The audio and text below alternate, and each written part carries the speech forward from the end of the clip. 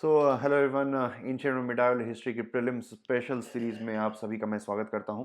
और आज हम दिल्ली सल्तनत के बारे में पढ़ेंगे। दिल्ली सल्तनत का, जैसा कि आपको पता है कि दिल्ली सल्तनत का ये पूरा सीरीज हम कवर कर रहे हैं। जो हमने राई से शुरू किया था, ये इसका तीसरा पार्ट है। और आज के लेक्चर में हम दिल्ली सल्तनत के राजा अलाउद्दीन खिलजी के बारे में डिस्कस करेंगे। खिलजी या खलजी, दोनों ही राइट प्रोनाउंसिएशन है। तो चलिए शुरुआत करते हैं दिल्ली सल्तनत सिंप्लीफाइड सीरीज। और आप देख रहे हैं IS सोशल चैनल। तो after Mamluk dynasty, Khilji dynasty का जन्म होता है। Khilji dynasty was established bye Jalaluddin Jalaluddin Khilji Jalaluddin Khilji. और अलाउद्दीन जो खिलजी था, वो जलालुद्दीन खिलजी का नेफ्यू भी था और उसके साथ साथ बाद में ये सन इन लॉ भी बना। ठीक है।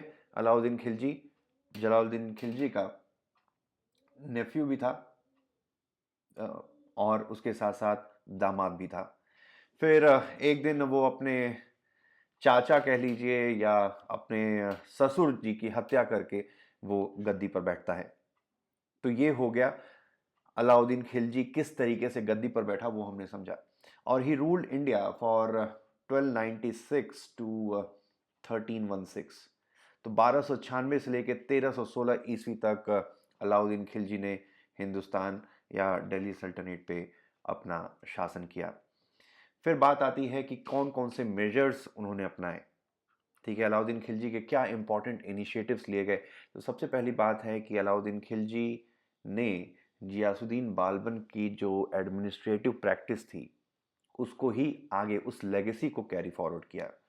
क्या लेगेसी थी? वो थी सेंट्रलाइज्ड एडमिनिस्ट्रेशन। यानी कि king will be the super power. King will be the super power. तो सेंट्रलाइज्ड एडमिनिस्ट्रेशन की शुरुआत की, एक तरीके से स्टेटिस्ट पॉलिसी की शुरुआत की अलाउद्दीन खिलजी ने। फिर दूसरा इनिशिएटिव लिया उन्होंने, he created a separation between उलेमाज एंड एडमिनिस्ट्रेशन। ठीक है, कि उलेमाज will not interfere into the affairs of the administration and administration will not interfere into the functioning of religion. तो एक तरीके से पॉलिटिक्स और रिलीजन के बीच में he try to establish a distinction कि religious affairs are not political affairs and political affairs are not religious affairs. ठीक है। फिर तीसरी बहुत इंपॉर्टेंट उन्होंने इनिशिएटिव लिया, वो था मार्केट रिफॉर्म। तो एक ताकतवर पावर बनने के लिए, एक ताकतवर सैनिक बनने के लिए, एक ताकतवर शासक बनने के लिए जरूरी था स्टैंडिंग आर्मी रखना। स्टैंडिंग आर्मी देखो, आर्मी पहले के जमाने में दो तरीके की होती थी। एक तो है कि भाई आप स्टैंडिंग आर्मी रखिए, स्टैंडिंग आर्मी। ठीक है, स्टैंडिंग आर्मी रखिए यानी कि आप खुद ही आर्मी के सोल्जर्स को रिक्रूट करेंगे और उनकी सैलरी आप खुद देंगे। दूसरा है कि भाई आप कुछ नोबल्स को रखिए और ये नोबल्स क्या करेंगे कि नोबल्स अपने अपने अंडर में कुछ कुछ सेना की टुकड़ियां रखेंगे। उनको, सेना को रिक्रूट करने का काम भी इन नोबल्स का होगा। ठीक है, सेना को रिक्रूट करने का काम भी नोबल्स का होगा, उनको सैलरी देने का भी काम इन नोबल्स का होगा। और जब भी राजा को ज़रूरत पड़ेगी तो ये सारे जितने भी नोबल्स हैं वो अपनी अपनी सेना की टुकड़ी राजा के लिए प्रेजेंट करेंगे जब भी युद्ध का समय आएगा। ठीक है, तो जैसे मान लीजिए कि ये पूरा किंगडम है, तो राजा क्या करेगा कि इस किंगडम के छोटे छोटे रियासतों को वो किसी नोबल को सौंप देगा। अब ये नोबल क्या करेगा कि इस रियासत से, इस टुकड़े, जमीन के टुकड़े से जितना भी टैक्स वसूलेगा उसका कुछ हिस्सा ये नोबल खुद रखेगा, कुछ हिस्सा वो राजा को ट्रांसफर कर देगा। और जो भी हिस्सा वो खुद रखेगा, उसके उस पैसे से वो एक सेना की छोटी टुकड़ी मेंटेन करके रखेगा। ठीक है, वैसे ही काम ये वाला नोबल भी करेगा, एक सेना की टुकड़ी, छोटी सी टुकड़ी वो अपने अंडर में मेंटेन करके रखेगा, और जब भी सेना की टुकड़ी की ज़रूरत पड़ेगी तो ये सेना की टुकड़ी राजा को युद्ध के समय में सप्लाई की जाएंगी। तो ये दूसरा तरीका है। लेकिन एक तरीका ये है कि भाई राजा खुद ही सारे सैनिकों को खुद ही हायर करे, ठीक है, उनको सैलरी खुद ही दे। क्योंकि जब राजा को खुद ही अगर राजा सैनिकों को रिक्रूट करता है, उनकी सैलरी देता है, तो एक तो बात ये होती है कि भाई इनके बीच में कोऑर्डिनेशन, सैनिकों के बीच में कोऑर्डिनेशन, कोऑपरेशन ज़्यादा होता है, प्लस उनकी जो लॉयल्टी है राजा के प्रति वो भी काफ़ी ज़्यादा होती है। लेकिन यहाँ पे इस केस में अगर आप देखेंगे, इस केस में जो इन सैनिकों की लॉयल्टी है वो इस नोबल, जो इस जमीन का जो जमींदार है या जागीरदार है, उसके प्रति ज़्यादा होती है। और मान लीजिए कि युद्ध के समय में ये टुकड़ी एक साथ लड़ रहे हैं, लेकिन इनके बीच में कोई कोऑर्डिनेशन, कोऑपरेशन नहीं है, तो ये एक बड़ी समस्या है। तो इसलिए लार्ज स्टैंडिंग आर्मी रखना जरूरी था, लेकिन कई बार राजा नहीं रखते थे, क्योंकि मान लीजिए कि अगर लार्ज स्टैंडिंग आर्मी आप रख रहे हैं 10 सालों तक देयर इज नो वॉर, ठीक है, 10 साल तक कोई लड़ाई नहीं है, फिर भी उस केस में भी आपको उन सैनिकों को सैलरी देनी पड़ेगी। ये एक समस्या थी।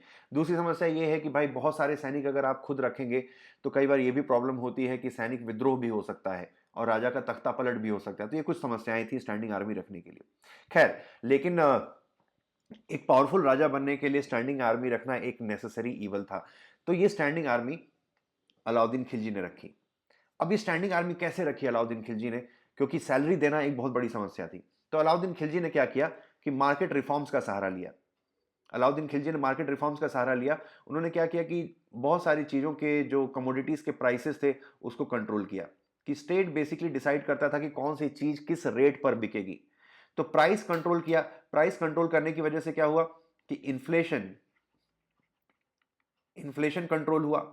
इन्फ्लेशन कंट्रोल होने से क्या हुआ, इन्फ्लेशन जब नीचे आया तो आप कम सैलरी देकर भी सैनिकों को रख सकते हैं। तो चूंकि आप कम सैलरी रख सकते हैं, इससे फायदा ये होगा कि आप एक स्टैंडिंग आर्मी मेंटेन कर सकते हैं, ठीक है। तो एक बहुत बड़ा ये एक तरीके से इनोवेशन था, एक तरीके से करिश्मा था जो अलाउद्दीन खिलजी ने जिसको अंजाम दिया। Price control, market reform, price control किए, जिससे इन्फ्लेशन कंट्रोल हुआ, जिससे कम सैलरी पे भी बड़ी सेना रखी जा सकती थी, ठीक है। तो ये हुआ अगला इनिशिएटिव, मार्केट रिफॉर्म। फिर देखिए, जो किंगडम थी, अगला रिफॉर्म है कि किंगडम, दो तरीके की जमीनें होती थी किंगडम में। जो लैंड था दो तरीके का था, ठीक है। एक तो ये जमीन है कि भाई इसका लैंड टाइप 1, ठीक है। लैंड टाइप 1 का जितना भी टैक्स वसूला जाएगा वो पब्लिक फंड में जाएगा। अलाउद्दीन खिलजी ने एक और कैटेगरी ऑफ लैंड बनाई जिसका नाम रखा खालिसा लैंड। अब इस खालिसा लैंड का जो भी टैक्स वसूला जाएगा इस जमीन से, वो that will be used as a private expense of सुल्तान। राजा के खुद के प्राइवेट एक्सपेंस, उसके महल का जो भी खर्च है, राजा के जो मौज मस्ती के जो भी चीजें हैं, खाना पीना रहना, महल का रख रखाव, एवरीथिंग। तो खालिसा लैंड से जो भी टैक्स वसूला जाएगा वो राजा के प्राइवेट एक्सपेंसेस के लिए यूज होगा। ये करना इसलिए जरूरी था क्योंकि अगर मान लीजिए कि पब्लिक फंड को ही राजा अपना फंड समझेगा, तो कई बार पब्लिक फंड जब भी जरूरत होगी कुछ एडमिनिस्ट्रेशन का काम करने के लिए, लेकिन वो पैसा जो है राजा के लिए खर्च हो रहा है। जैसे मान लीजिए आपकी कोई दुकान है और उस दुकान का जो भी गल्ला है, जो भी उसका जो दुकान से सेल होती है, अगर आप उसी से खर्च करने लगेंगे तो कभी भी आपको हिसाब किताब सही नहीं रख पाएंगे। आपको कभी अंदाजा नहीं लग पाएगा कि आपका बिजनेस प्रॉफिट में जा रहा है या लॉस में जा रहा है। इस वजह से जरूरी होता है कि भाई आप अपनी एक सैलरी फिक्स कर लीजिए कि भाई आपकी महीने की जो है 20,000 रुपए का आपका खर्चा है, तो आप 20,000 रुपए अपना निकाल लीजिए। बाकी जो भी पैसा, जो भी इनकम होगी, that should be use for scaling your business rather than you should be using all those profit for your own personal expenses। क्योंकि पर्सनल यूज करने लगेंगे दुकान की सेल के जो भी पैसे हैं, ठीक है, तो फिर कभी भी आप बिजनेस एक्सपैंड नहीं कर पाएंगे, उसकी अकाउंटेबिलिटी ऑडिट नहीं हो पाएगी। इस वजह से एक अलग कैटेगरी ऑफ लैंड बनाया जिसका नाम रखा खालिसा लैंड। खालिसा लैंड से जितने भी टैक्स वसूले जाते थे वो private expense of the sultan के लिए उसका इस्तेमाल होता था। फिर अगला इनिशिएटिव आता है बहुत important. Alauddin Khilji was the first Indian ruler who standardized standardized land measurement, ठीक है। और लैंड मेजरमेंट करने के लिए उन्होंने बिस्सा सिस्टम, बिस्सा system was basically a unit of land measurement. तो Alauddin Khilji was the first Indian ruler who standardized this practice of land measurement, और उस जमीन को नापने के लिए एक यूनिट ऑफ लैंड मेजरमेंट की शुरुआत की जो था बिस्सा लैंड, ठीक है, बिस्सा land. And the exercise of measuring land was called पैमाइश, exercise of measuring land was called पैमाइश। अगला देखते हैं, ये बहुत इंपॉर्टेंट मिलिट्री रिफॉर्म था। मिलिट्री रिफॉर्म की तरफ बढ़ते हैं। तो मिलिट्री रिफॉर्म के लिए अगर हम बात करें तो उन्होंने दो सिस्टम शुरू किए, दाग सिस्टम जैसे घोड़ों की ब्रांडिंग होती थी, और हुलिया सिस्टम या चेहरा सिस्टम। तो बेसिकली मान लीजिए कि जैसा कि मैंने बताया कि जैसे ये किंगडम है, ठीक है, ये किंगडम है और राजा ने इस किंगडम को एक छोटी सी रियासत में बांट दिया है और उसको किसी एक आदमी को, एक जागीरदार को दे दिया है। और जागीरदार क्या करेगा, इस जमीन से टैक्स वसूलेगा, कुछ हिस्सा अपने पास रखेगा, कुछ हिस्सा राजा को देगा, फिर लॉ एंड ऑर्डर मेंटेन करेगा इस एरिया का, जुडिशियल एडमिनिस्ट्रेशन देखेगा, फिर जो भी डेवलपमेंटल एक्टिविटीज़ है वो देखेगा। उसके साथ साथ एक स्मॉल बटालियन मेंटेन करेगा, ये सेना की एक छोटी सी टुकड़ी मेंटेन करेगा, और उसके बदले में वो राजा से उसको उतना टैक्स अपने पास रखने का अधिकार प्राप्त होगा। लेकिन मान लो कि स्मॉल बटालियन, अब ये बटालियन डेजिग्नेटेड है भाई कि आपको 100 कैवलरी, 100 घुड़सवार रखने हैं, लेकिन हो सकता है कि ये जो नोबल है 100 की जगह पे 80 ही रख रहा है, और बाकी 20 घोस्ट बेनिफिशियरीज हैं, घोस्ट सोल्जर्स हैं, जो सिर्फ पेपर में तो है लेकिन दिखते नहीं है, असली है नहीं। और जब भी गिनती का समय आता है तो कहीं से भी कुछ घोड़ों को बुला लिया, कुछ इधर उधर के आम नागरिकों को बुला लिया, उनको घुड़सवार और नॉर्मल घोड़ों को जो कि एनरोल्ड नहीं थे उनको दिखा दिया कि भाई ये लो 80 नंबर, ये लो 100 हो गए हमारे। तो गिनती पूरा करने के लिए आपने 100 दिखा दिए। 20 घोड़े और घुड़सवार का जो सैलरी है, जो मेंटेनेंस का खर्च है, वो कौन खा जा रहा है बीच में, ये नोबल। जैसे अफगानिस्तान के केस में क्या हुआ कि अफगानिस्तान को पैसा यूएस दे रहा था कि भाई आप अपनी मिलिट्री बनाएंगे, पेपर में तो दिख रहा था कि 50,000 सैनिक है अफगानिस्तान के पास, लेकिन वो थे 5,000 भी नहीं, क्योंकि रिमेनिंग 45,000 जो थे वो घोस्ट बेनिफिशियरीज थे, जो सिर्फ पेपर में दिखते थे, लेकिन एक्चुअल सेना थी ही नहीं अफगानिस्तान की, जिसकी वजह से तालिबान को इतनी आसानी से तालिबान ने टेक ओवर कर लिया अफगानिस्तान का। तो ये करप्शन था मिलिट्री एडमिनिस्ट्रेशन में। तो इस करप्शन को दूर करने के लिए अलाउद्दीन खिलजी ने एक सिस्टम की शुरुआत की, दाग सिस्टम, जिसमें घोड़ों की ब्रांडिंग की जाती थी। घोड़ों पे एक पर्टिकुलर कोई सिंबल, ऐसे ऐसे गर्म लोहे से एक पर्टिकुलर सिंबल उनके ऊपर चस्पा कर दिया जाता था, ताकि घोड़ों की आइडेंटिफिकेशन हो सके, ताकि नॉर्मल घोड़े जो एनरोल्ड नहीं है उनको गिनती के लिए यूज ना किया जा सके। फिर वैसे ही सोल्जर्स के लिए पहले तो फोटोग्राफ नहीं होते थे, तो हर सोल्जर का एक हुलिया बयां होता है। जैसे कि अगर आप आज से 20 साल 25 साल पहले भी देखें तो आपके ड्राइविंग लाइसेंस पे जनरली ये डिस्क्रिप्शन लिखा होता था कि आपके दाहिने गाल पे तिल है, फिर आपकी आंखें ऐसी हैं, फिर आपका नाक बड़ी है छोटी है, आपका कोई मार्क है चेहरे पर तो उसके बारे में, फिर आपके कान कैसे हैं, all kind of no description of your face was basically written. तो ये हुलिया और चेहरा सिस्टम में फेशियल डिस्क्रिप्शन होता था, फेशियल डिस्क्रिप्शन। और ये क्यों होता था, पर्पस वही था कि किसी आम नागरिक को उठा के सोल्जर के रूप में न दिखा दिया जाए और उनकी सैलरी उठा ली जाए। तो ये दाग system for the horses and चेहरा सिस्टम फॉर कैवलरी मैन, ठीक है, ताकि मिलिट्री से करप्शन को कंट्रोल किया जा सके, ठीक है। तो ये हो गया मिलिट्री रिफॉर्म। फिर एक और मिलिट्री रिफॉर्म किया, जो वॉर बूटी होती थी, वॉर बूटी या जिसको स्पॉइल्स ऑफ वॉर कहते हैं, यानी कि बेसिकली युद्ध के बाद जो लूट मचती है, जो सैनिक लूटते हैं, जिस टेरिटरी को वो हराते हैं वहां से बहुत सारा सामान लूटते हैं, इस वॉर बूटी को कहा जाता था खम, वेरी इंपॉर्टेंट, खम। तो पहले सिस्टम ये था कि 1/5 लूट का माल वो जाएगा स्टेट को, और 4/5 जाएगा सोल्जर्स को।